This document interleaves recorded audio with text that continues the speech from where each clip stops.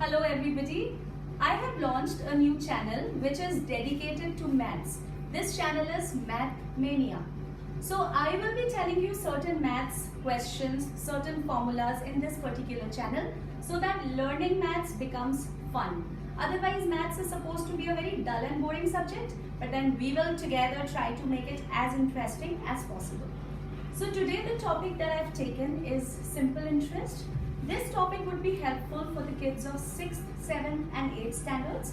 It's the introduction to simple interest. Okay, I'll give you an example. Suppose I'll start with very simple numbers. Suppose you are in need of 100 rupees and I have 100 rupees extra. So I will give you the money and you will borrow the money from me, which is 100 rupees. So this 100 rupees is called the principal. This is the principal, the money which we borrow from somebody. In this case, this is rupees 100. Now, if you need this money for 1 year, this 1 year is called the time period. I'm taking very easy numbers so that it becomes very easy for you. In simple interest, the time should always be in years and not in months and days. The next thing is, which is called the rate of interest. Rate of interest is always in percentage. Rate of interest is how much extra will I charge if I am lending you the money. As we all know, इस दुनिया में कुछ भी फायदे के बिना नहीं होता है. So I would want something extra. So that would be the rate of interest. In this case, let's say it's 10%.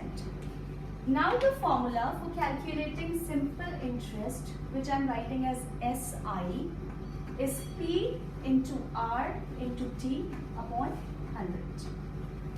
So when I solve this, what I get is 100 into 10 into 1 upon 100. Now if I cancel 100 with 100, I get rupees 10.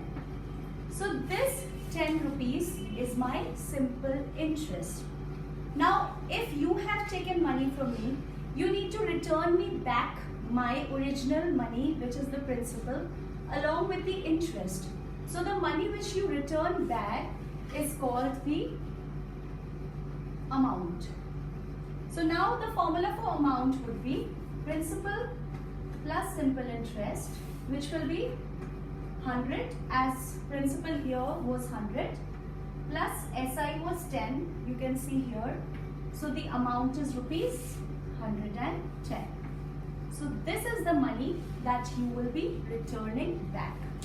So friends, I have taken a very simple example to illustrate the formula for simple interest.